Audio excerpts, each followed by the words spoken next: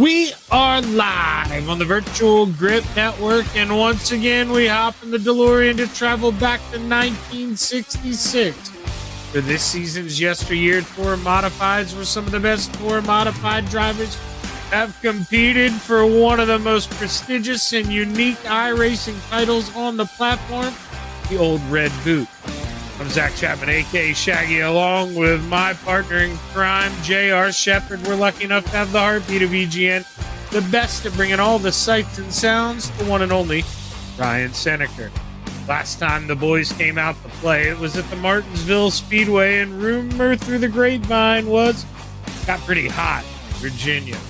150-lap race off 5 cautions, leading to a final 40-lap sprint to that checkered flag. James Lowe was able to hold off the series point leader Tom Ogle, allowing him to bring home his first win of the season there at the paperclip. Tom would have loved to have pressed a little harder for that checkered flag, but at the end of the day, when he walked out of Martinsville 30 points ahead of Brian Johnson, he had a big old smile on his face. But as they say, every dog has his day, and man, Brian is sniffing for a bone here as we roll into Georgia with double points on the line. Can he find a way to make a deal with the devil and turn this points lead upside down? Or will the White Claw outlaw, Mr. Tom Ogle, find a way to lock up the championship tonight at the Atlanta Motor Speedway?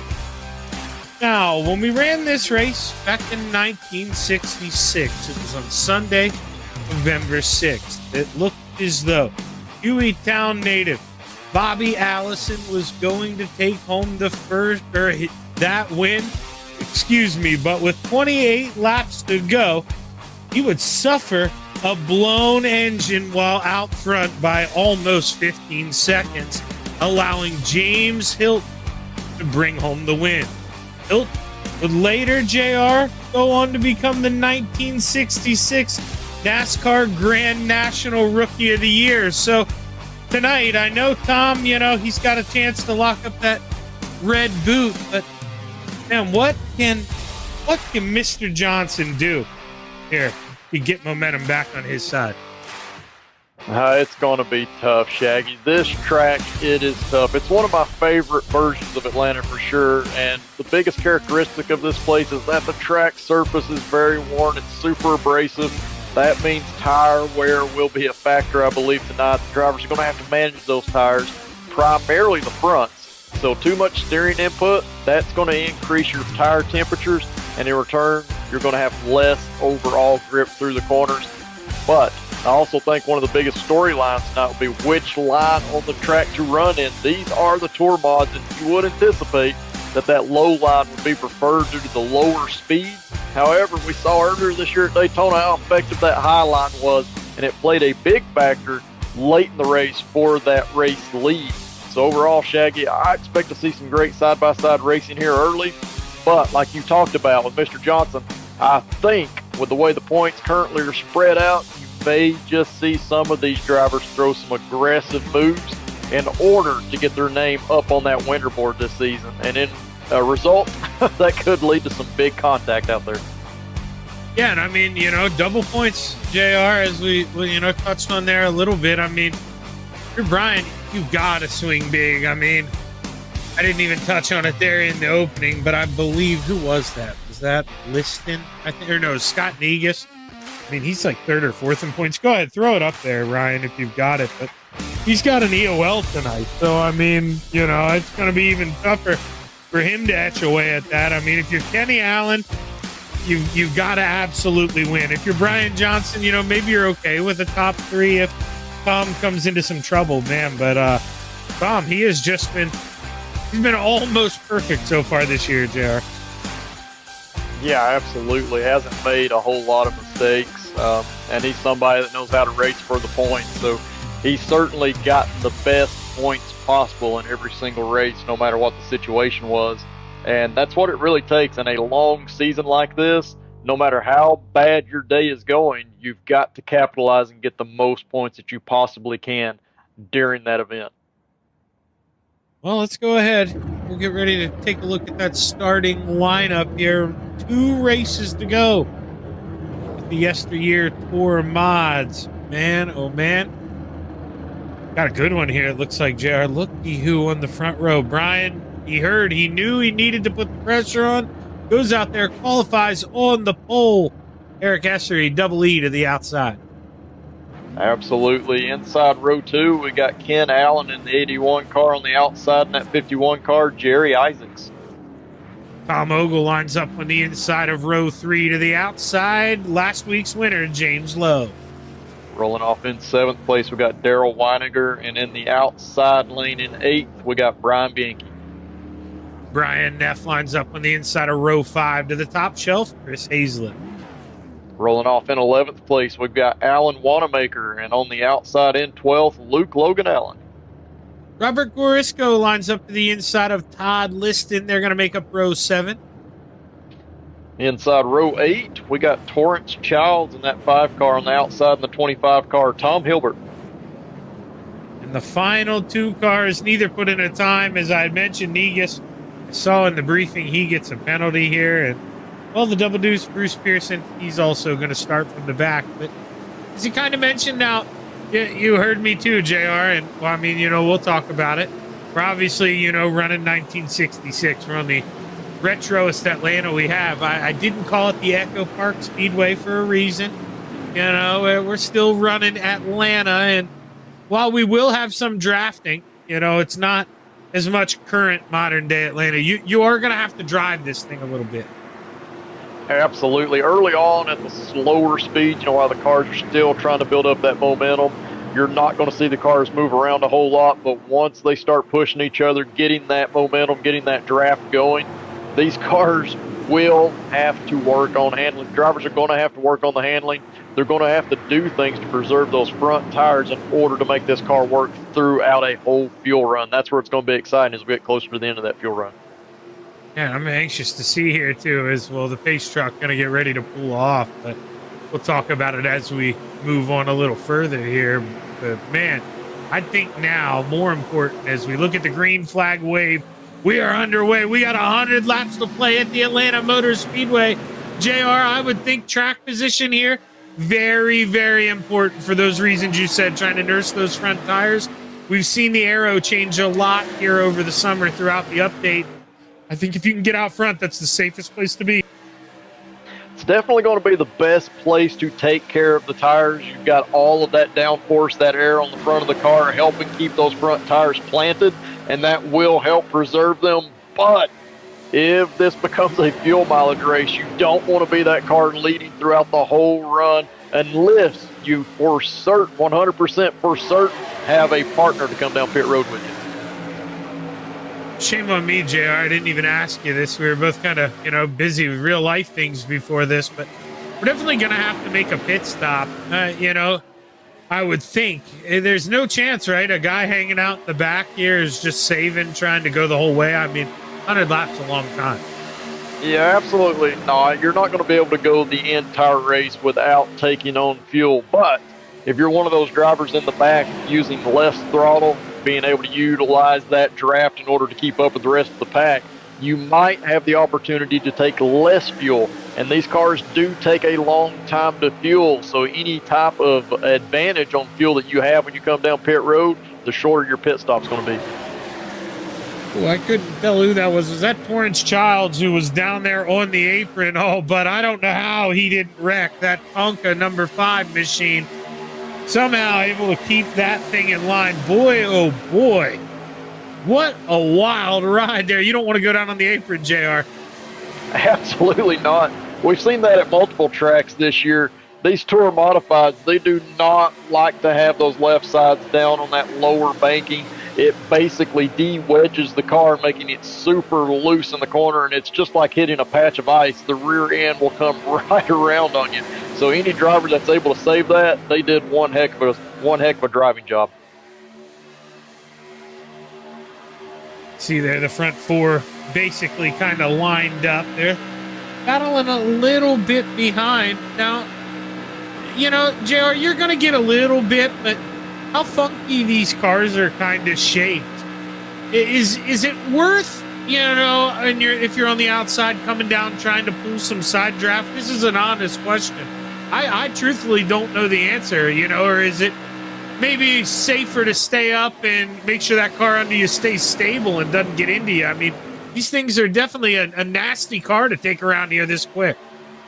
They are, and I absolutely think it's super risky in this car to try to do any kind of side drafting. I mean, the side drafting would come into play, but these are open wheel machines. Any contact could lead to one of the cars or both spinning out of control.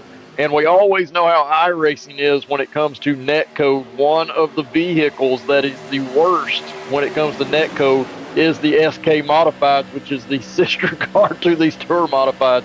So gotta be, you gotta recognize that and make sure you give those drivers room, because you do not want to be somebody that ends up, coming into that netcode contact. I can tell you from experience that's super frustrating. So give a little extra room, be a little cautious. I don't think that side draft's worth doing. All aboard the Double E there, as you see the 37 getting a big run on the outside. Eric Essery starting to make that high line move a little bit. JR, I mean, obviously it's going to take a friend. I think if you got two cars out there, I don't think maybe the high line, you can run it safely without that guy looking under you making a move. But get a couple of cars lined up. These guys are kind of opening my eyes here. High side may be the place to go. Yeah, that's what I was hoping for. I really expect that low line to be the line you want to be in early in the race, early in a fuel run. But as you start to get temperature in those tires, as that grip starts to go away slowly, I expect that outside line to be the preferred lane, because you're not putting so much steering input into the wheel. You're not turning the wheel as much, and you're not, in return, bleeding off speed in the corners. You're not having to slow down like that inside lane is. Even though you may be wide open, these cars are not bogging down when you're in that outside lane. So I expect as we get deeper into this run, it may take to lap 20, 25, but I think that outside lane is going to start to have the advantage. There, as soon as I encouraged Eric, he kind of choked up there on the outside, and you could see he got a little loose there in the middle of 3 and 4. And JR, I think as this fuel load burns off, I mean, obviously only 8 laps in the books, but that's only going to get worse here if, you're not calm on that steering wheel. Any jerky movements, man, that can upset this thing. Yeah, absolutely can. There you see one. Yeah, Alan Wanamaker, he goes around as a result of that. It's kind of the checkup effect. The caution's not out yet, but I believe that's Garisco as well down on the bottom. And we aren't going to get one here. I should have said it out loud, so at least I guess then it's maybe still a thought, Jinx. But I literally was going to explain how if cars wreck down there on the bottom, it's just like when we go short track racing and you see cars spin down to the inside of the grass. iRacing doesn't always catch it. You can see there was just a check up there. The 60, the 9 then checks up, and I believe Gorisco just couldn't get the memo in time. And man, that's all the more likely here, JR, leading us to, I don't want to jinx it here, but you spread the field out like that, calm them down a little bit. Green flag pit stops. You better hope you practice coming down this pit stall full speed in one of these cars, because that is going to be a wild pit entry if we have green flag pit stops.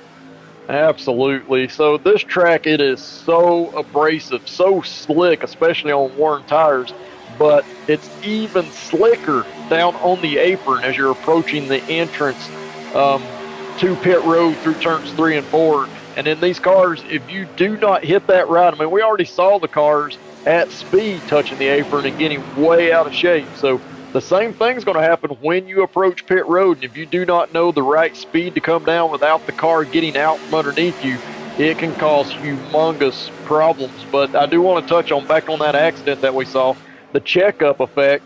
One thing we haven't touched on in this race is how hard it is to see the car that's in front of the car you're directly behind. So if you're drafting somebody, you're nose to tail with them, like we're riding on board here with Torrance Childs, this is on top of the car, and you can see how difficult it is to see the car in front of Brian Neff there. But if you're in the cockpit, inside that race car, you cannot see the '07 car up there. You'll only see the back bumper of Brian Neff right there, and that's why when there's a checkup, you have no chance of avoiding it. No, and I think that's why a lot of times as you see the guys there, kind of dodging and diving, swerving there. I don't know if that's as much swerving, JR, as kind of how you're describing, as much as that is necessity. They're all kind of looking for their own little window, to see something. And then when we get to corner entry, everybody knows where you want to be. And then they all try to get back to that same point. And when you do that, some guys, they end up meeting in the middle. Yeah, it's very disorienting as a driver when you're right behind pushing somebody and you cannot see the track ahead. You cannot see your corner entry. You're not able to tell when exactly to turn into the corner. And that's why, just like you said, the drivers are ducking inside, outside, just trying to get a little bit of vision of what's ahead. And in return, that's when we see some mixing up happen. When we see Bianchi there in the 14 car kind of moving around. If somebody beside you is doing that same thing, it can lead to some big contact. And I do expect some more of that to happen once we get the side-by-side action built back up. That accident kind of spread the field out, but once we get two lanes back going again, it's going to be more difficult to be right behind somebody. And obviously here I'm being ticky-tacky, JR, but if you're Tom Ogle right now, you came in that big points lead, you're running third. Is that kind of as low as you want to go? I mean, to me, if I get knocked back to maybe fourth or fifth on the inside line, that's when I get nervous and then want to go to the back of the pack. But right now, third in line, I feel pretty comfortable. Now, I'm starting to get nervous. Like I say, I don't want many more cars. I don't want to be stuck in the middle. But right now, I think he's doing a good job of kind of controlling his own fate. Absolutely. I mean, with the huge point lead that he has, all he wants to do is try to get past halfway and then have a shot to race up toward the front at the end of this. And you pointed out, he's running in third. He started fifth, already up to third place. He's in no mood to try to make passes and go forward. So he's going to try to ride right in line, stick to the bottom of the track, right against that white line, and try to stay as close to Ken Allen as he can throughout the rest of this run. Now, the next run may be a little bit different, but right now, Tom is in riding mode. I believe that's James Lowe coming on the outside in the 07. It is the black and green machine. Battling here with Daryl Weininger. This is about as far, JR, as we've seen the outside line get. Battling right there for fourth, and then it seems like you can see the outside line, just a lot of gaps, not really close enough. And I don't know, right now, maybe with all the guys, how we've seen them fanning out up front, it seems like you can get enough draft to pull yourself to right there. But, man, if you don't get help, which he doesn't there, Torrance Childs goes low. I mean, you're laundry. You're hung out to dry. Yeah, it's going to be super difficult for just one driver to try to make something happen on the high side. You're going to have at least two or three. And even then, it's going to have to be later in the run to make that happen just because of the handling aspect. If the drivers on the bottom of the track are still able to handle and hug that white line without having to lift, they're going to have the advantage. But we can start to see, we had that accident that kind of spread everybody out, but you can see the bottom line, they form back up multiple times, but even once they form up, they start to get gaps down there. That tells me the handling is starting to go away. So if some drivers start to recognize that, like you're seeing Torrance go back up to the top here and maybe a few other drivers, I think that's starting to tell us the outside line can be the preferred line, but you got to get some drivers up there helping you to make it work. And if it does become the preferred line, that's where the drivers up front, like Ken Allen and Brian Johnson, they're going to have to recognize that and move up.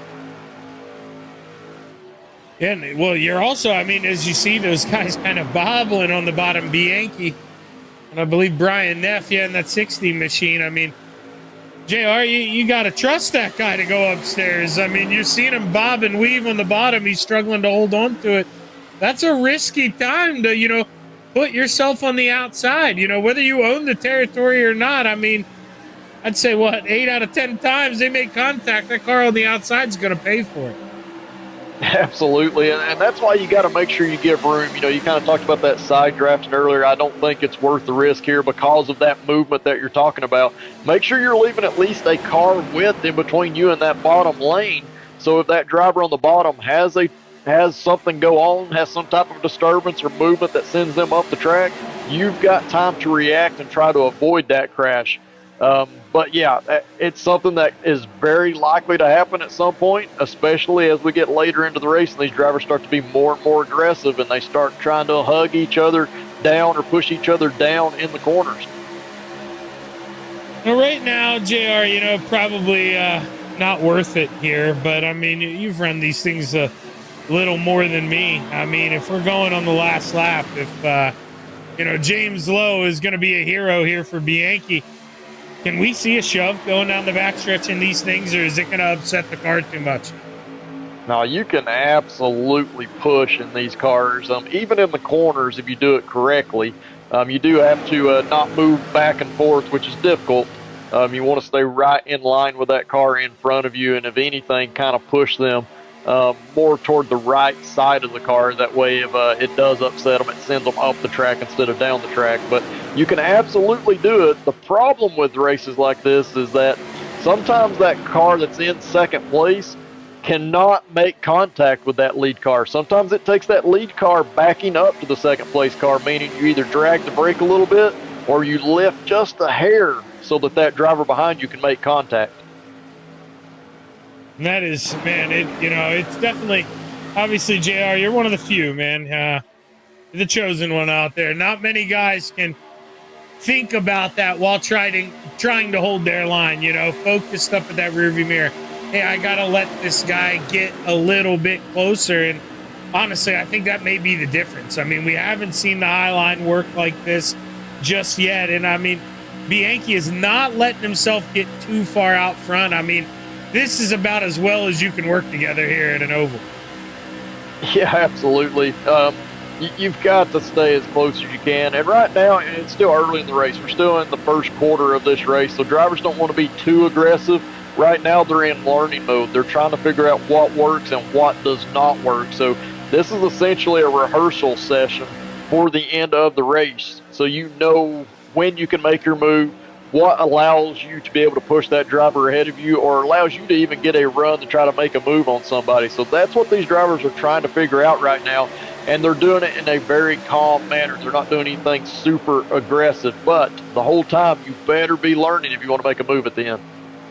No, yeah, I think you're exactly right because, no matter how well Bianchi and Lowe are going to work together here, we've seen, they've almost been locked up, and now they've been on the outside here for 4 or 5 laps. What this tells me, JR, if you're not in second or third and, you plan on winning this thing tonight, you got to make your move almost at the halfway point here. And, you got to be on the mark. Just absolutely set yourself up here from green flag pit stop on.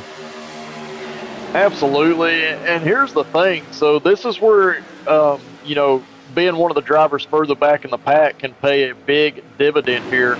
So these drivers, they won't really know how much their tires are wearing until they come to pit road. Once you come on to pit road, you can check your black box and see where you're at.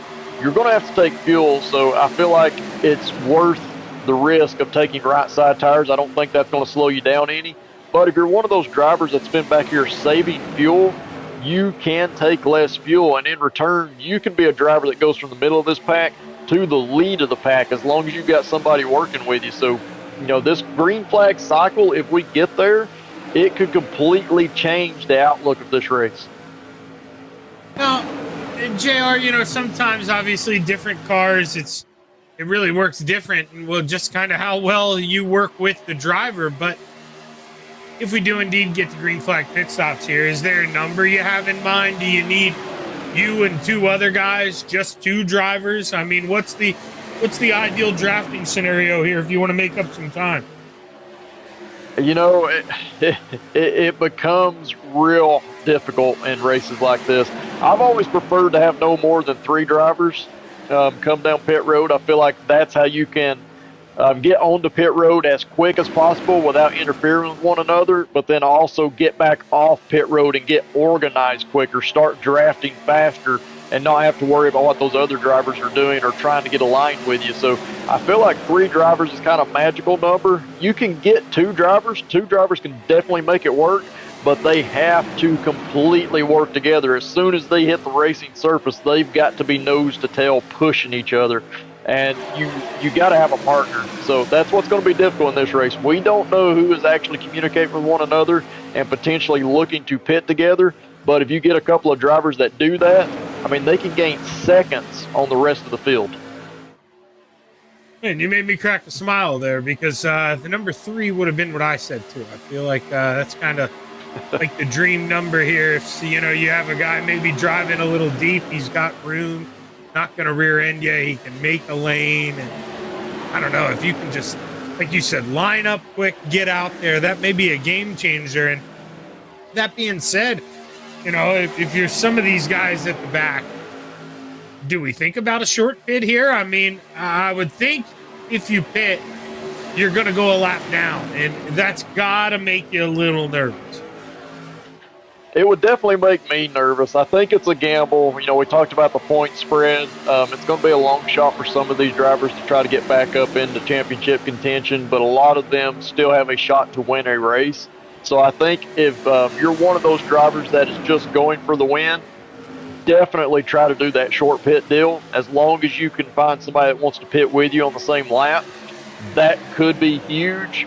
But I think it's going to be so difficult coming on the pit road. I think at some point we're going to have somebody spinning and they're going to come back onto the racetrack, and that's going to bring out a caution. So if I'm one of these drivers up front, I'm going to try to stay out as late as I possibly can, go as long as I can in this run, just in case that caution comes out, because like you said, you do not want to get trapped a lap down.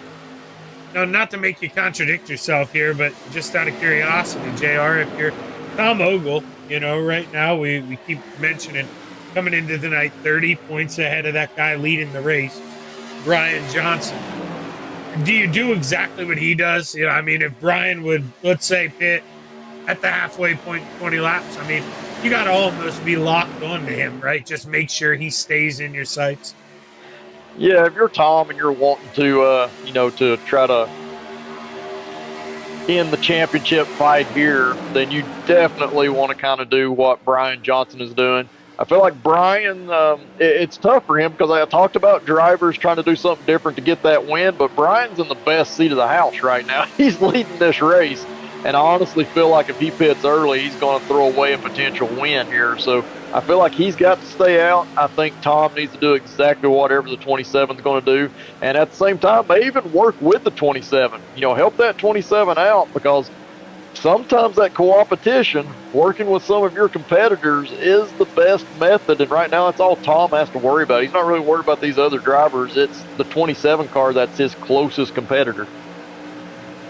No, yeah, none of that NASCAR crap. This is a yearly playoffs here. I mean, he doesn't have to worry about that. He's earned that gap he's got. I mean, it's not necessarily the driver's attitude, JR, but I mean, when you're hardware hunting, I mean, P2's behind Brian Johnson the next 2 races. That brings him home the old red boot. And at the end of the day, that's got to be his main focus. Yeah, absolutely. You don't want to get in a situation where you have to count the points while you're out there driving the car. You don't want it to be so tight that you're trying to figure out exactly where you need to finish or what you need to do to get that championship. So if he can just bring home decent finishes in these next 2 races, Tom will have that championship, and he knows that. And it puts you in a little bit of a vulnerable position because Tom, he's won a lot of races. He wants to go out here and win, but you've got to think about the bigger picture, and that's the championship. So it's tough. You got to tone yourself down a little bit at times, but that's all he's worried about, is getting that championship now that we're this far in the season. Speaking of far end of the season, we're ticking them off here in this race, JR. We're over a third of the way through. And as we roll off at turn 4 here, we're 15 laps away from the halfway point, about to start lap 36 here, and that guy out front has led all of them. JR, I should probably be the man who knows this, really. I think the more responsibility relies on me, but we're giving bonus points for the most laps led, aren't we? I believe that we do. That's where I am trying to, it's been so long since we've been here that I do not know off the top of my head. So I'm going to check on that, and I'll get back to you. But I believe that there is bonus points. I mean, that would have been how the system would have worked back in the day. I'm almost certain, and you know, I was off 2 Tuesdays ago, so we'll blame Soup for filling in. You know, he messed it up. That's just Soup. The Yankee, he's starting to power on the outside. First time he's gotten around Tom Ogle in that charge. Now, maybe momentary here. I don't know if it's going to stick. But as we go into 3, he does have about a quarter of a car length lead. But here goes Tom chin back in front here, JR.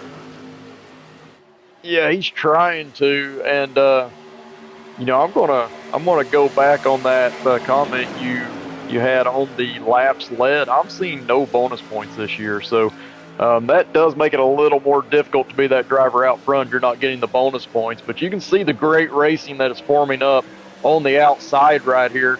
You know, Brian in the 14 car, he's trying to get some drivers to work with him. He's got 3-4 cars kind of in line there. And look at that push down the backstretch. That just shoots him into turn 3. And at this point of the race, or the point of the run, you're seeing that inside line struggle a little bit on corner entry. Now, they're able to get it gathered back up and have that draft coming off of the corner down the straightaway, but they're starting to struggle on corner entry. And if you can continue to just inch forward, you're going to eventually get there. And Brian's hoping he can continue to have that 07 right on his bumper. And you got to think the other Brian up front here is he doesn't want those guys to, you know, come take the lead by any means, but he might like to see Bianchi get beside him because that would mean Tom Ogle, you know, he's in the thick of it. I mean, anything can happen right then and there. So it's a double-edged sword. As much as you're, you know, Brian Johnson, you love leading this thing, you're feeling pretty good. You might want it to get a little more active there behind you. Yeah, absolutely. Yeah, you're hoping that these drivers kind of mix it up and in return slow each other down. And you can see that side-by-side action, you know, with Brian and I believe that's Daryl that's down on the inside. It kind of prevented Daryl from being able to get back to Tom Ogle's bumpers there for a little bit. And that's what Brian's hoping for, that side-by-side action kind of breaking up the momentum that inside lane has, because that's going to allow him to continue to inch forward, and that's the goal right now.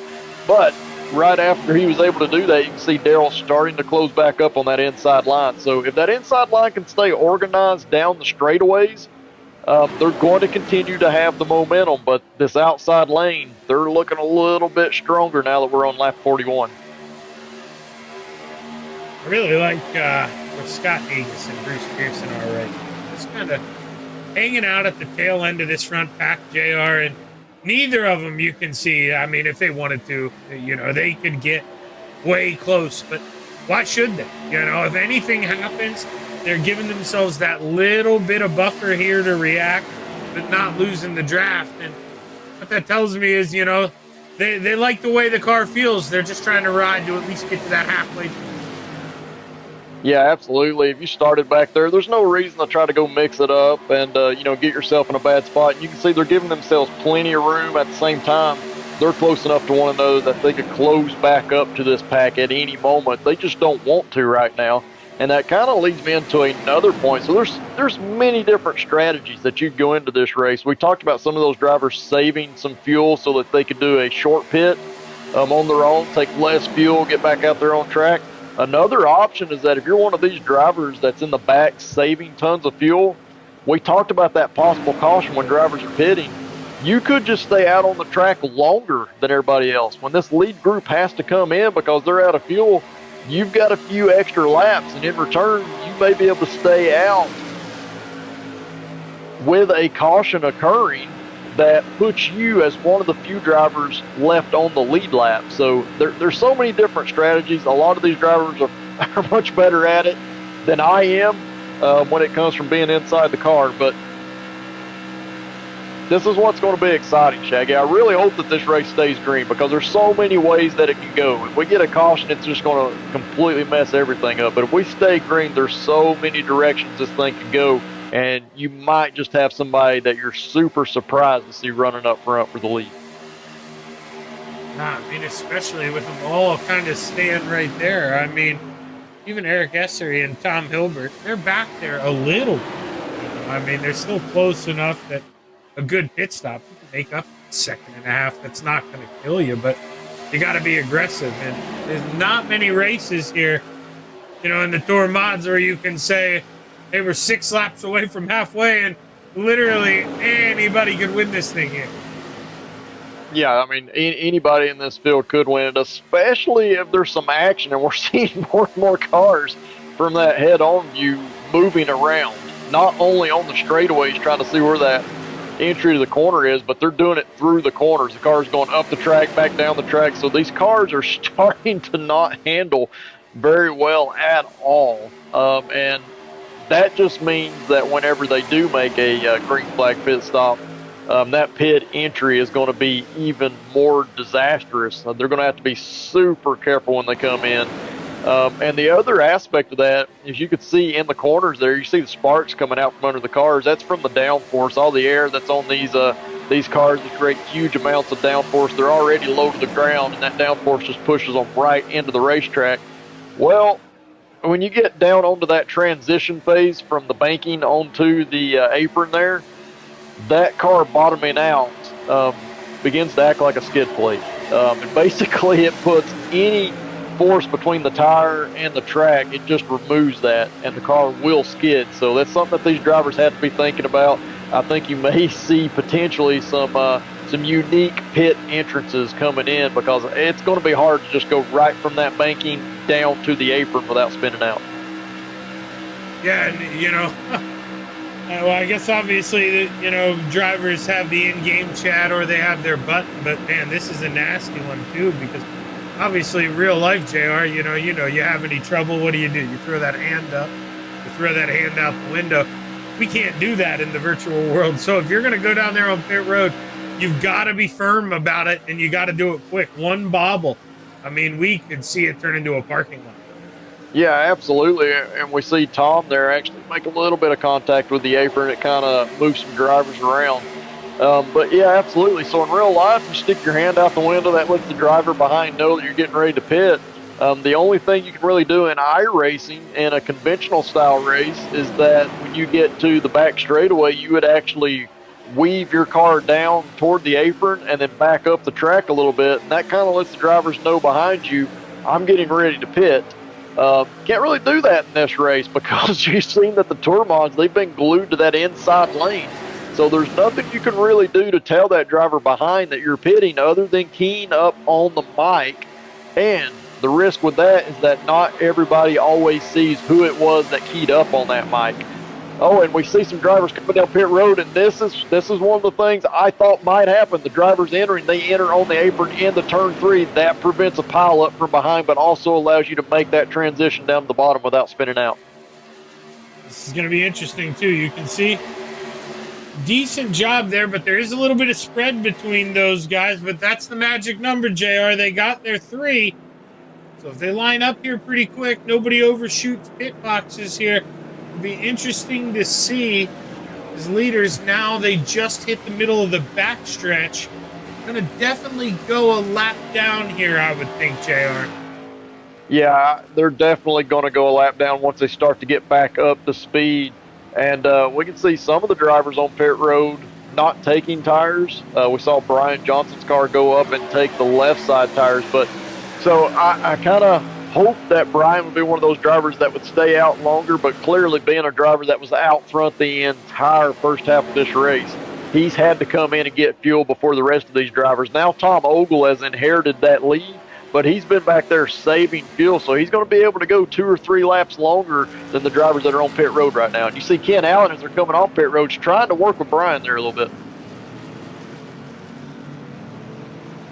Oh boy, going over a lap and a half down. So they need this thing to stay green here, and they are going to have to tighten up. But rumor is, look, we got a busy pit road here, JR. Wow. And that's exactly what Brian Johnson, Ken Allen, Luke Logan, that's what all they needed. They needed the rest of this field to make a pit stop. Otherwise, they were going to be laps down. So this is going to be key for them. Having said that, I do believe there's a couple of drivers. No, I think everybody has now come down pit road.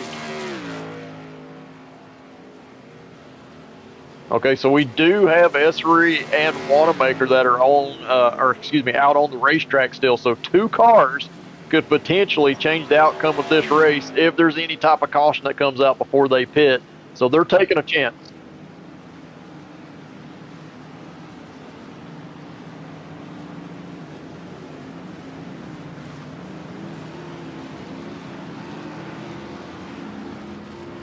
Okay, so I am sorry, JR and I were being quiet there, but we're getting fed some stuff, and you can see Brian Johnson came down pit road, and according to my software, him, Brian Neff, and Ken Allen got black flags somehow.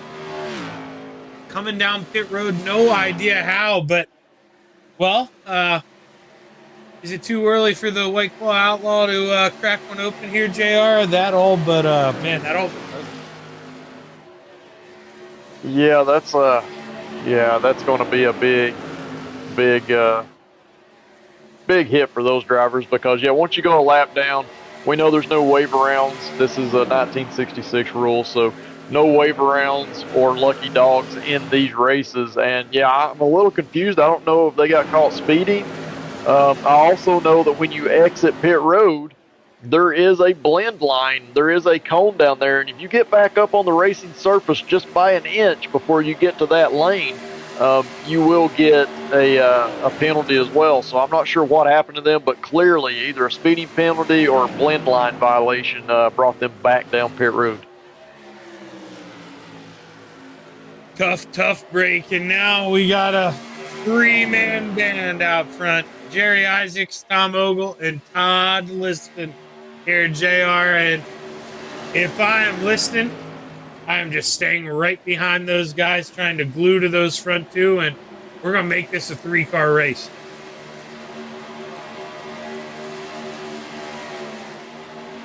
Yeah, so Todd that's in line there, Todd knows how to get it done on this style of racing. I've raced with him at tracks like Daytona.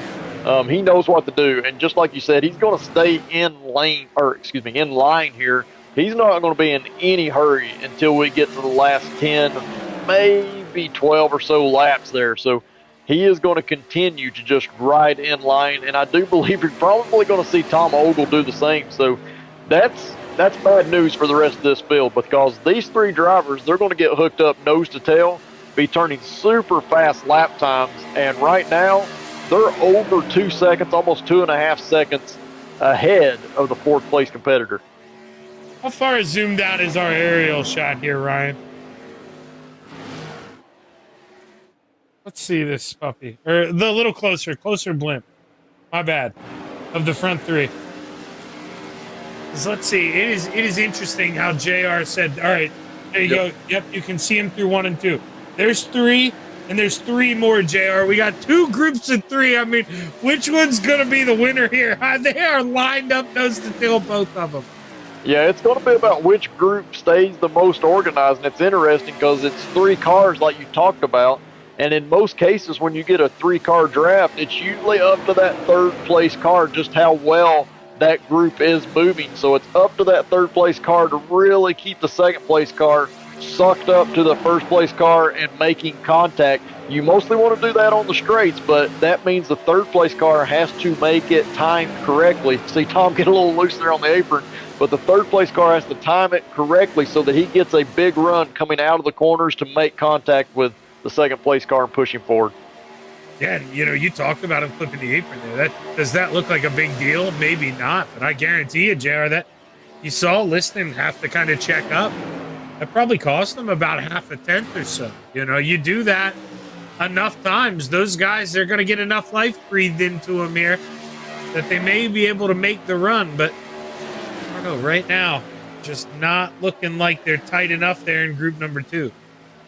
Yeah, they need to tighten up a little bit more in Group 2, but they did gain about 1/4 second there with that bobble from Ogle through the corner. So not something you want to continue to have happen. And if it's any worse of a bobble, that 1/4 second could turn into a half, 3/4, maybe even a second if you're not able to get back organized and drafting again. So got to pay attention to that. Got to stay focused. This is the time of the race where mentally you're starting to get a little wore down because you've been turning lap after lap wide open. You've been right on the tail of some other driver. and you're starting to lose your bearings a little bit, for lack of a better word. So it does become a mental game at this point. But as we're watching that second group of 3 cars there, I see Scott Negus trying to get up there to him. That would be a 4-car pack at that time, and at that time, this group could really start to close in.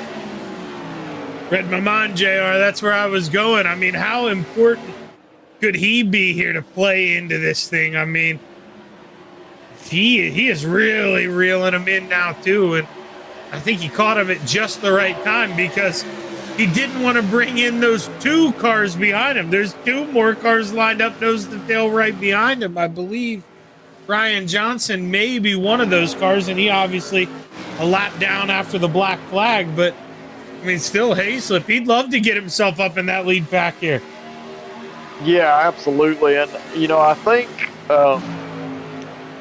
Negus, caught that group, obviously had a great time, but as he was catching that group, all of a sudden that second group gained a ton of time on the first group. So they have now chipped away more than half a second. And with Negus now there, I expect this group to continue to chip away at it. And they've got 39 more laps to get it done. So I expect them to catch that lead group. And as they get closer, they'll be able to catch that group even faster. That's when that draft is going to intensify and their speed is going to really increase. And I really believe that when that second group gets there, they have to immediately make the move. If they don't make the move, they're going to stall out. So they need to make that move, and I think they will go right by on the outside if they have the right momentum. Smart guys think alike, JR. That's where I'm going with this, too. And I want to step it up one even further here because the guys running 1-2, they're OBRL boys. They're buddies. They're friends. Mr. Isaacs and Mr. Ogle. If you're listening, you're the odd man out of those 2. You know that as well as I do, JR. You see those guys behind you getting closer and closer. Do you try to make the move now? Try to make something happen to get that thing, up at least one more spot, because the more people here at the party, the harder it is to find a dance partner. You know what I mean? Yeah, it's going to be difficult for Todd there. He was in a great position as long as it was just those 3 drivers continuing to maintain the gap or pull away. But as that second pack closes in, I believe Todd's going to have to make a decision to either stay in line and potentially go all the way to the back of both of these groups, or he could move out right when that second group makes that move to the outside, and he might just get lucky enough that they go with him and push him to the front. So it's going to be a decision that it's going to be tough for Todd to make because it can go wrong in so many ways. But worst case, he's at the tail end of this group right now. Worst case is that he'll be at the tail end of the overall bigger group once they form together. But he could also be in a great position to just kind of take it easy and get a run late in the race. And I like what he kind of did there, fanned up coming out of the corner, and that's where I was going to go with this, JR. I think, you got to kind of mark the fire hydrant a little bit here. Lift your leg and let the guys know, hey, I'm willing to go up top. Come at me with this big run, I'll go up here, we'll get it done. I mean, that 14, he's been the lead car, trying to go up top all night. That's Bianchi. But he may be willing to help you, if you got that thing rolling. But I don't know if it's something, if you're listening, you can just expect help with maybe not trying it yourself here once or twice. Right, yeah, and he's going to have to make his intentions known early enough for that second group to even think about working with him. You see Todd, he almost got a run, almost thought about going to the outside there. He backed off a little bit. Now that second group, they have caught these guys, and they have to make a move. I see Brian, he's already starting to look out. But that group that's been pushing him up there, they did not go with him to the top side. Yeah, and surprising there to see even Liston. I thought, Bianchi got hung up. I thought he may have saw the opportunity to go up there and kind of ride the outside. But he stays on the bottom, and here he comes. Going to get this run on the outside. Let's see what he can do. Yeah, he's got that run on the outside. He's got Luke Logan pushing him, but everybody else kind of bailed. And, I'm really, really surprised by that. But all these other drivers just got back down in line on the bottom of the track. And really, really odd, Shaggy. I'm not sure why they would do that. because they had such a run. They could have just went to the outside, and most, if not all of the cars could have cleared that inside line, I feel. Yeah, and that's something, you had kind of mentioned earlier how drivers, they were going to take it easy, but when you go to the outside, you kind of have to test. And here we finally do have a battle for the lead. Look at Bianchi on the outside. Can he get the power, though, through the center? This is where, you don't want to risk the netcode, JR, but if you're battling for the lead, you may want to get a little closer there through the center off, not let that guy rotate up. And Bianchi, he's going to lead his first lap of the race here on the high side. He is. And, early in the race, you were leaving about a car width between yourself and that inside lane. Now you want to close that down to about half a car width, maybe even a third. You want to stay as close as you possibly can. But the big thing that's happening right now, look at those bump drafts from both the inside and the outside lane. That's what it's going to take to maintain the lead or get out in the lead. And these drivers are starting to push hard, but Luke Logan, he's been doing the best job. That's how Brian was able to take that lead the last time by. See all over the back of that Culpepper's Bakery 14. Luke Logan Allen, that seems like the guy you want behind you right now. I mean, see Bianchi, he's bouncing a little bit, but Logan doing a good job of not really swerving to match there, kind of holding his own line, just letting him gather it up, and then as soon as he's straight again, hey, let's go get it. Yeah, and you've got to time it right. You got to time it so that you've got your momentum. You're sucking up to that lead car right as you come off the corner so that you can push hard down the straightaways. And I've seen a few times where Luke was able to make that contact through the corners. That's great to do, especially on corner entry, kind of push that driver out in front of you and allow yourself to build that momentum up through the corners and get the run back on the straightaway again so you can push them on that next straight. It's an art, and you can see it's getting more and more rapid up front here. These drivers are starting to be more aggressive with those bump drafts. And I feel like, you have to be, especially if you're on that outside. I think on the inside, obviously shorter way around, you can get away with a little less bumps. But did you see Luke go on the outside? I mean, you've got to be on that guy through the center of the corner if you were going to go that highway around. And man, Luke Logan Allen, he pushed himself up to P2 there at the line. I mean, that thing, holy crap, all aboard the 6, man. If you can just get that thing locked onto your bumper, that thing is a rocket ship. Yeah, it absolutely is. Now, you've got to be a little careful with that. So if you continue to push hard lap after lap after lap, you're eventually going to overheat your car. So Luke does have to think about that. But to your point, to get that lead, it's going to take some of those super hard pushes for a couple of laps. And then you can kind of back off and relax a little bit or move to the inside or outside and get some air back to the nose of that car. But you do have to push, and that's that risk versus reward situation. The drivers that don't have a win on the season, they're going to be more willing to push that envelope there and take the chance of overheating their race car. The real question is, who takes the ultimate chance here, JR? I mean, we're looking at it. There's room up there for one more. Who is going to send it 3 wide? Are we going to see it? The potential's there. I don't think we're going to see it until we get inside 10 laps, probably more like inside 5 laps to go. That's when drivers are going to get aggressive, and I do believe the 3 wide will happen because at some point you start to tell yourself, there's no way I can do anything if I continue to run right behind the car in front of me. I've got to try to make a move, and that's when the action will happen. And you're probably going to see some of these guys that are toward the lead, the 14, the 51, kind of get shuffled out and be by themselves. We'll have to see here. I mean, I think if you're James Lowe, Negus, you're maybe working the keyboard a little bit. Hey, man, how do we get to the outside? Got to do something here. Yeah, I feel, it kind of go back to when that second pack was catching the first pack. They had such a run.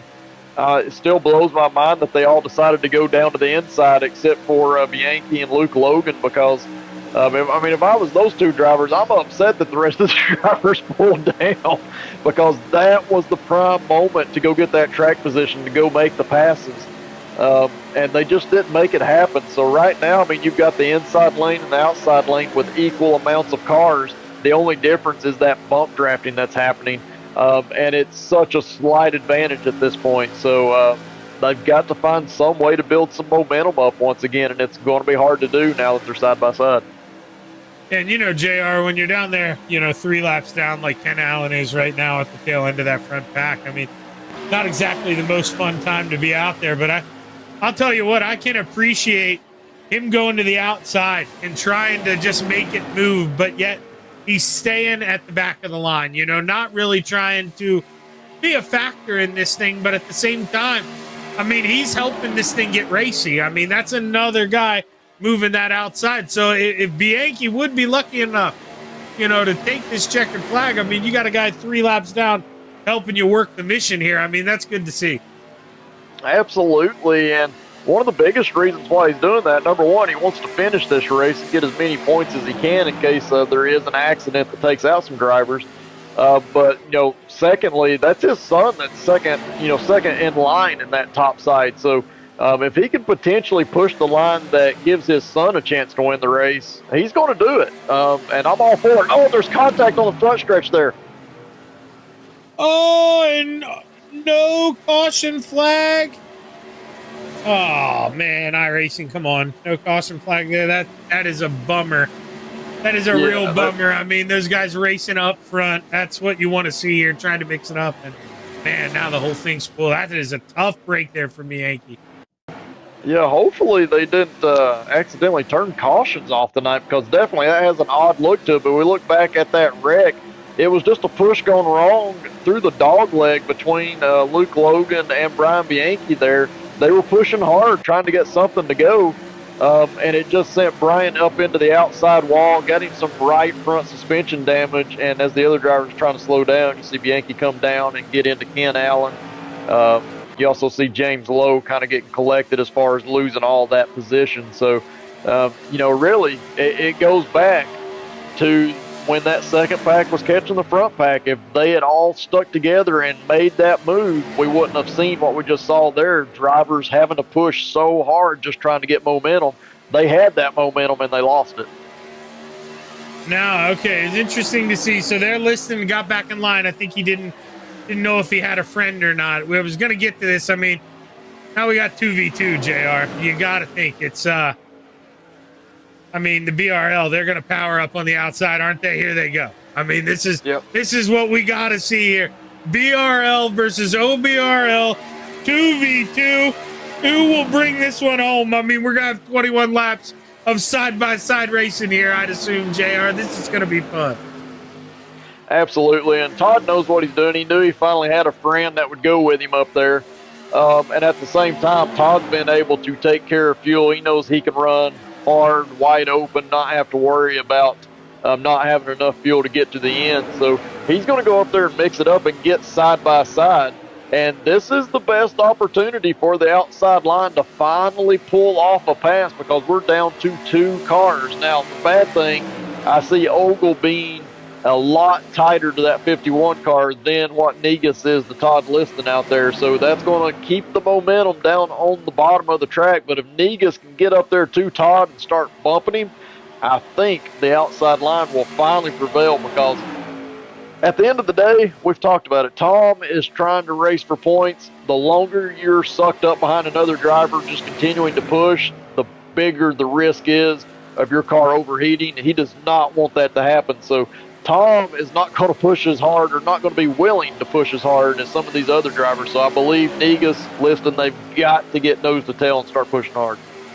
Well, let's be honest, and not to put a damper on anything, because obviously Tom wants a good finish here, JR, but with what we've seen kind of conspire here tonight, I mean, 4th place is all but a win for that 13th. I mean, if he could just keep this thing on the racetrack, on the lead lap, at this point, I mean, oh boy, and he clips the apron. Oh man, maybe he ain't done yet. Now we got a new man. Oh, I thought Negus was maybe going to take that look on the outside, try to lead Liston, and he may. He's not done yet.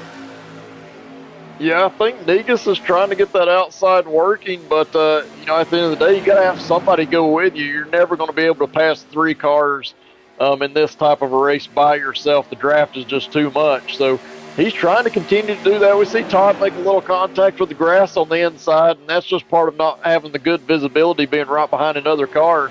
And Todd getting on the apron slightly there. So these drivers, they're starting to be a little more aggressive with the lines that they're taking. And in return, you've seen Tom have a mistake where he hit that apron, and it could spell disaster. I mean, at the end of the day, these 4 drivers, they have pulled away to over a 4-second lead, almost 4.5 seconds ahead of the rest of the field.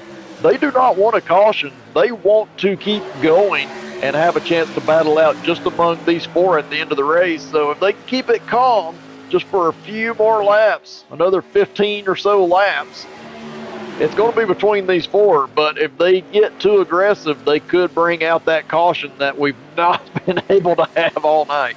Yeah, we're going to need a tornado for that caution to come out, I think, JR. I don't know if we're going to get one here, because obviously the first one going down the backstretch, I kind of understood that one, but that one, the sudden drop in speed there through the tri-oval, man, that is a caution almost every single time in an official race.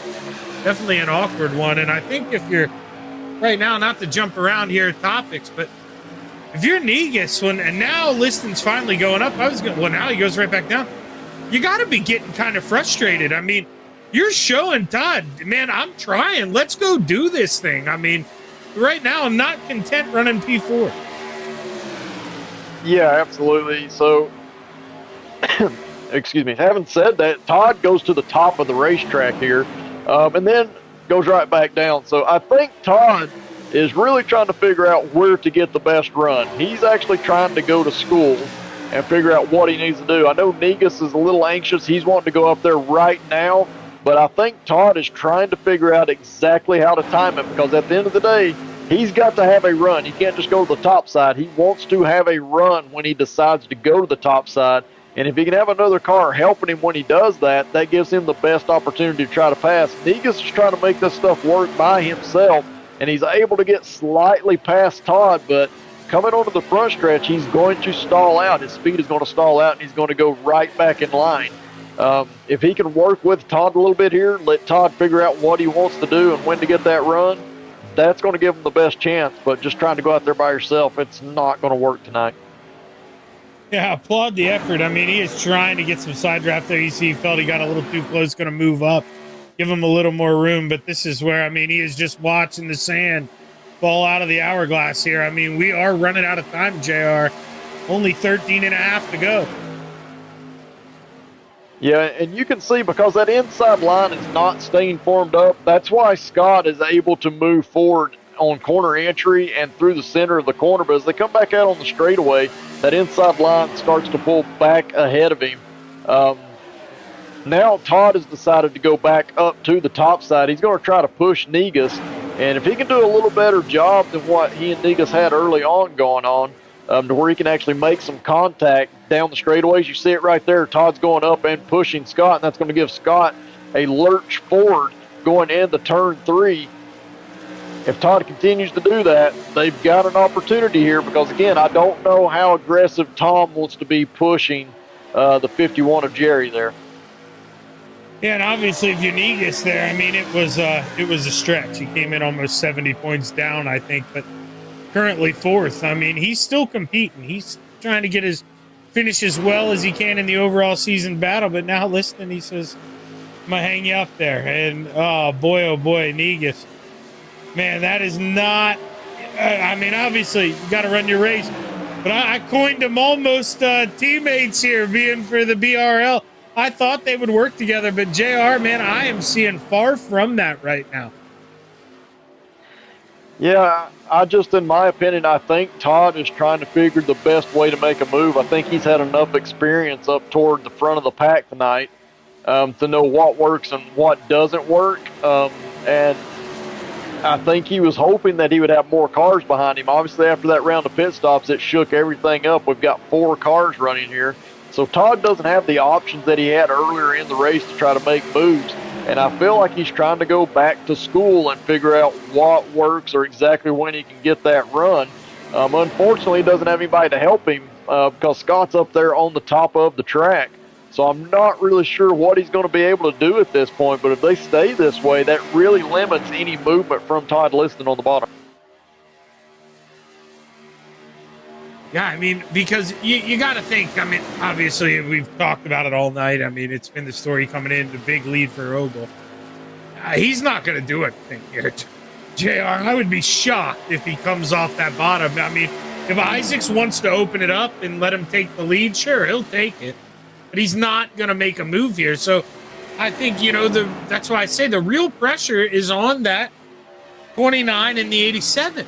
I mean, if they want to go finish 1-2, they can work as hard as they want to work together on that outside to get it done. And I think from there, Tom will pretty much just ride.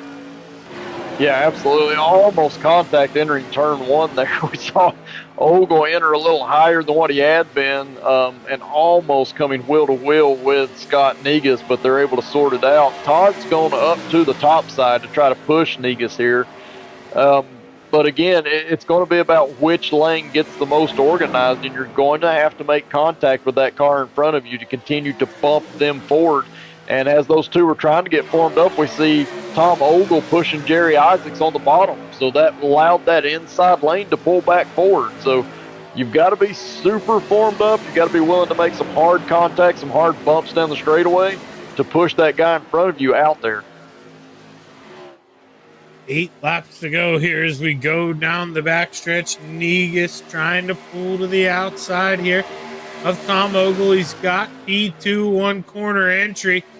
Just no help from behind here. Liston going to fall back in line down on the bottom. Get a little run, though. Try to meet with him here as they come through the tri-oval. Couldn't tell if he gave him a little bump. Maybe did there. The 29 with a big shot. Not able to get to the lead, though, here as we enter one. And once again, no help from behind. He's just going to stall out one more time. Yeah, once again. And, you know, a lot of that has to, or a lot of that is attributed to the dog leg, you know, the double dog leg on the front stretch there. The drivers that are on that inside lane, they're just able to take a much shorter path down the front stretch, and that allows them just to pull forward. So, being on the outside is a disadvantage through that section, mostly because you never know how far down that inside lane is going to go. You don't want to get so close that you make contact coming out of one of those dog legs, and the outside lane tries to give room for that or to account for that, and in return they lose position. But there's continuing to be more and more movement as far as these cars moving around. I even see Jerry Isaac kind of moving around a little bit in the corners, and he's been out front this entire time. Since the pit stop. So I don't know. It's going to be tough, but at the end of the day, it's going to take one really big run, and you've got to have somebody help you once you get that run, and I'm just not seeing that run get formed up yet. They're going to try to work together again here. Oh, I thought Liston was going to make it 3 wide. I know he's trying to get that view there, but that big gap he's creating on corner entry, obviously here, JR, nitpicking. But I just don't think without, you know, unless taking the risk here, getting close as Negus, he's got the lead entering 3. But once again, just no help from behind. Big gap as opposed to Tom Ogle right there glued to the rear end and just stalls out. Yeah, and that's what, I mean, Tom's doing it perfect. You see almost contact there with Todd pushing Negus on the front stretch, and they're going to have it. But every single time that the 29 gets close to taking the lead, that's when Tom Ogle on that inside lane goes up and pushes Jerry Isaac out front once again. So Tom is not wanting to make contact or do anything unless he is having to. Right now with that 29 trying to take a lead again, you're going to watch this 13, especially on corner exit, come up and hit the 51's back bumper. There it is, to shove him back out in front. So Tom's being very smart here. He knows what he's got to do to try to maintain the lead on that inside lane. You got 3 laps to go. Remember, no green, white checkered here. So this is it, JR. If we would have a caution flag here, it's going to end the way we run. You're not going to get any help here from a caution flag, which is kind of a shame, because if we glance back at 5th real quick, Ryan, they're coming. You're going to stay on this camera. They are coming. They are going to be about 5 laps short here. I mean, those guys have lined up. They have been reeling these front 4 in, but JR, with 2 to go this time by, just not enough time. Yeah, not enough time. They've definitely gained about 1.5 seconds on this lead group, but they're still 3 seconds back. It's going to be super tough. Something's going to have to happen up front for them to get there. And at this point, there's no reason to hold back and wait for a last lap pass. These drivers need to be figured out. You see some jostling there on the backstretch. They are 3 wide for a brief moment going into turn 3. Yeah, and, you know, as we come out of 4 here, we'll get ready to get the white flag. I think if you're listening, you can't expect Negus to want to help you here, as he's been trying on the outside all night. We've got the white flag waving, 1 to play.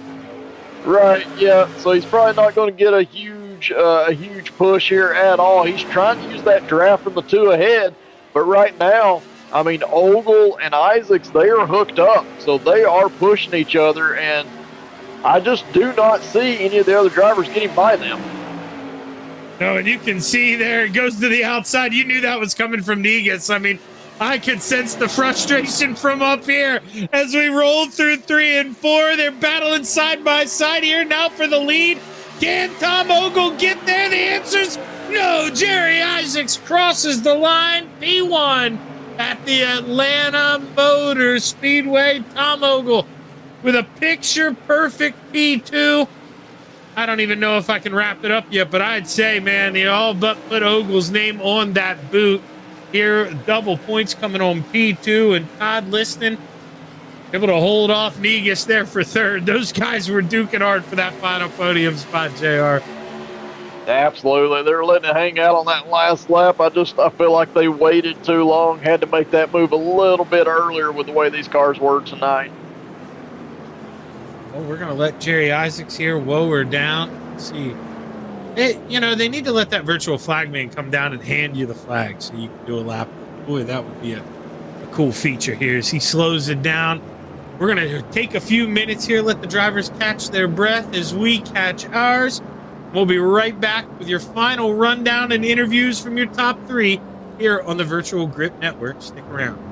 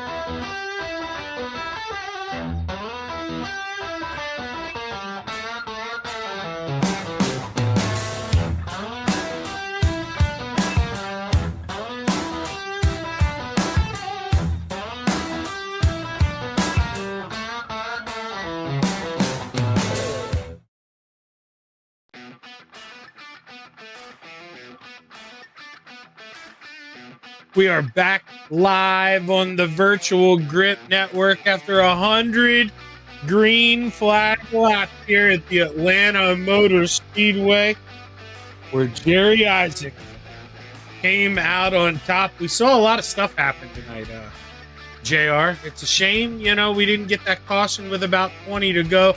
May have shook things up, but at the end of the day, I think those guys, who were rewarded with a good, clean pit stop, they deserve to be those guys out front. Yeah, it all came down to that pit cycle. We were hoping to get green flag pit stops, and we did. And those drivers that executed that, which is not easy at all, but they executed perfectly, and that put them in the position to where they were so far out ahead of the rest of the drivers. So that's what it takes in a race like this.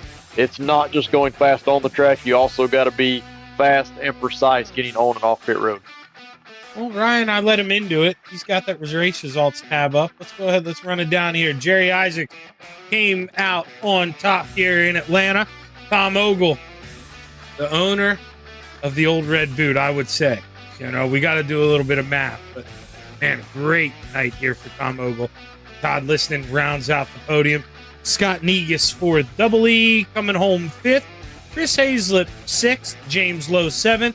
Double Deuce Bruce Pearson 8th. Lawrence Childs 9th, and Alan Wanamaker, JR, that's another one. He was involved in that first little tiff there, didn't get the caution flag, but to stay on the lead lap and come home P10, I mean, after probably what was a boring race, good recovery there for Alan. Yeah, absolutely, and that's what it takes. Coming home in 11th place, Tom Hilbert, he's our last car that is on the lead lap. Brian Neff being the first car one lap down in 12th place. Brian Johnson led half of the race, the opening half. He'll come home 2 laps down in 13th after a penalty on pit road. Luke Logan Allen, he'll come home in 14th. Brian Bianchi, 15th. Ken Allen, 16th place. Daryl Weininger, he'll come home in 17th. And Robert Garisco caught up in one of those early accidents. He'll come home in 18th place here tonight. Let's go ahead. We won't waste any time. We'll go ahead. We'll bring up that 3rd place finisher. The 87 of Todd Liston. Shaggy in the booth, man. You got a copy? 10-4, I got you. Well, Todd, it just seemed like, at the end, they have that mix-up on the front stretch with about 15, 20 to go. And, you see 4 cars. You're one of them. Were you thinking you were in a good shot to get this thing? It was really hard to pass here for me. Just finding the right path to hold your momentum on the high side. Brian Bianchi seemed to have it figured out. That guy, he climbed up. Scott seemed to have it figured out pretty well too. And I think once I realized he wasn't going to let me do my plan, I was pretty much just trying to hang on. Yeah, I kind of noticed that. It seemed like, I was putting a lot of pressure on you and Scott. I thought, you guys, the BRL, you were going to work together, but it just seemed like those two, man, Isaac and Ogle, there wasn't much you could do to separate those guys. They were quick on the bottom out front. Yeah, I think they kind of teased us a little bit, and then when they get side by side, I think that's when they really start doing the magic. And it kind of gave us a false sense there. But me and Scott, we tried to do everything we could to get around them. I know we wanted to get up there, so. Well, at the end of the day, man, a P3, this kind of field after 100 laps at Atlanta, that's a great result, Todd. Congratulations on the finish, man. You got anybody you want to thank? Yep, I want to thank my wife, Caitlin, son, James, and daughter, Juliana. I also want to thank you guys up in the booth, putting on a great show every week. And I want to thank Alan and Torrance for putting this thing on and giving us a fun place to race on the weekdays. Great job tonight, Todd. Congratulations. One more week to go, brother. Good luck next week. Thanks, Shaggy. Todd listed your P3 finisher. And now JR gets to talk to the man who, I'm not very good at math, but man, he might have his name on a boot here soon. That's what the goal is. Yeah, I think you did it there, Tom, for sure. I want to take you through the opening of this race. So what was your thought, number one, going in knowing what the fuel mileage was? I'm sure you knew from practice what you had. Was the thought to be one of the first to come to pit road? We obviously saw that you stayed out a little bit longer. Was that the original plan? So I run OBRL like 2-3 nights a week, and you get a lot of green flag pitting. And I think a lot of other guys don't, like from other leagues, don't have that much practice at green flag pitting. So in practice, I kind of practice pitting a lot just because you could fly onto pit road in this thing and nail it. You know what I mean? So that was the most important. I don't think it really it mattered who you pitted with, but like everybody had to get on pit road. You had to run the speed. You couldn't, you know how you get behind guys and they won't run the speed limit. So then you can lose like so much time on pit road. So I just wanted to make sure I had a good, clean, fast pit stop with guys, because you got to pit with guys or else you're going to lose half a second a lap. So I just kind of waited. I honestly didn't expect to get green flag pit stops. I thought it was going to be a way rougher race than it was. Yeah, we were kind of, commenting that at some point during the cycle, we're probably going to at least get a caution, or even before that, and it just never came. We saw a lot of action that probably should have brought out a caution, and it just didn't for whatever reason tonight, which kind of brings me to my next point. So I want to ask you about how this car was driving. We know, heavy drafting around this place in these Tour Modifieds. We saw the cars kind of moving and bobbling around a lot. You were primarily on that bottom lane the entire race, pushing another car. How difficult was it hanging close to that white line on the inside without going over that line and making contact with the apron? Well, I don't know if you guys saw, but I hit the apron a couple times because you're closed up on that guy, and you can't, like, if he enters different than he did the lap before, it's hard to judge where you're at. So Jerry stayed maybe, 2 feet off the line, and it made it nice for me because I could see the line. Then we started laying down some laps. But I mean, there's so many. Every car here, if this was real, the truck arms would be drug off, the shocks would be drug off. Like, you were sparking and dragging so much, it was crazy. Yeah, we could definitely see that. Commented a couple of times on the broadcast how hard these cars were hitting, but ultimately, man, worked out for you. Congratulations on that second place run. Probably cement your championship run right there with one race to go. I'll get you out here on this one. Who you want to thank tonight? Jerry, first of all, for just holding it steady and riding. I kind of thought I might have a shot for him if I timed it right on the last lap, but I could never get out there in time. And then I was afraid to get out there, and then you drop like a stone. But Alan, for all the work he does on this league. I mean, the amount of time he puts in is crazy. And Terrence, co-owner, and you guys for doing the broadcast. I appreciate it. Yeah, we appreciate it, man. Hey, congratulations on that big run tonight. Thank you. We'll catch you next week. Yep, see you next week. All right, Shaggy. Who you got?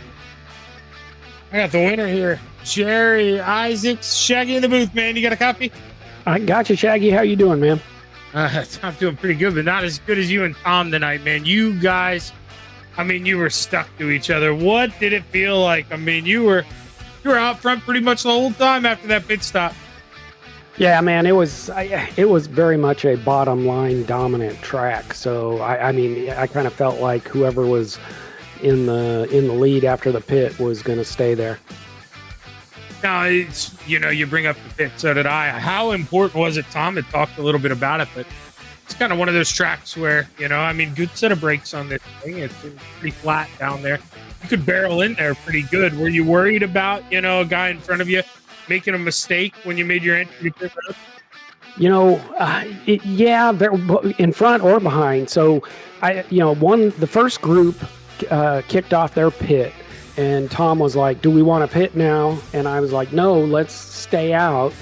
I don't want to pit in a big group. But then the next lap, we lost like a half a second on our pace. And I'm like, okay, we got to pit now. And so we called it out and everybody came with us. So yeah, it was really hectic, but you can brake really late and really hard on these things. It was awesome and really glad we practiced that. Now, obviously, it didn't get too crazy at the line, but you expect a little side by side. But after the way Tom had kind of helped you out, I mean, did that made you think a little bit, to stay to the bottom, not get that thing too wide here as you come to the start-finish line? Yeah, at the very end, there were only 4 of us there, and I've struggled this season with finishes, so I was just happy to be in podium position, and I told Tom, I said, I'm going to hold my bottom line. I'm going to hold this line. You do whatever you want. I'm going to stick there and see what happens. So I still felt it was still dominant there on the bottom. Yeah, man, winning call. You got your first checkered flag of the season in an awesome fashion here. We got one race to go next week, Jerry, at the Hickory Motor Speedway, 200 lap short track race. You looking forward to it? I really love the short tracks, and I mean, you've seen it all year. I can contend, but then I always do something to shoot myself in the foot. So last race of the year, hopefully I can just get up front for, compete for a podium and stay there. Well, hey, Mr. Moe's in your corner. We wish you the best of luck, Jerry. Congratulations on a big win here tonight. Got anybody you want to thank before you get out of here? Yeah, absolutely. You guys at VGN, you do a great job. My mom really appreciates watching, so thanks for that. And of course, Alan Wanamaker, YesterYear Racing. This is a great series, a whole lot of fun to race. So appreciate all you guys. Hi, Mom. Great run, Jerry. And hi, Jerry's mom. Congratulations, brother. Thank you, man. Jerry Isaacs bringing it home. And, we got Jerry's mom out there as a fan, JR. We got another one in the book. Yeah, I always enjoy hearing about the fans, and this is a great place to come and enjoy some good racing. Cheer on the people that that get on here and do the iRacing deal. It's very family oriented, very friend oriented. So definitely great to hear that we have that. It's always cool to have those family members. So definitely, if you're one of those, please get on there, chat with us. It'd be awesome to hear.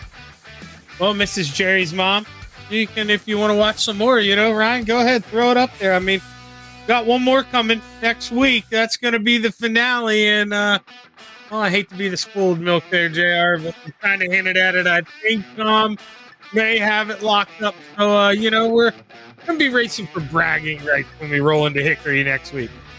Yeah, absolutely. That's going to be a tough track. So it's going to be an elbows out type track. And sometimes not intentionally, just with the way that track is shaped. It's very bumpy, very rough. Cars move around a lot. So I do expect to see a lot of action. But at the end of the day, drivers that are no longer in the championship, they want to go out there and fight and get a win, maybe carry some momentum. If not, even if it's not for a YesterYear Racing League, next season, any league, you want to carry some momentum and have that on your side going into the new year. Well, that is going to wrap it up here for the YesterYear Tour Modifieds at the Atlanta Motor Speedway. I'd like to thank my partner, J.R. Shepard, the dude in the back, Ryan Seneca, and last but not least, we at the Virtual Grip Network want to thank all of you for tuning in. Have a good night.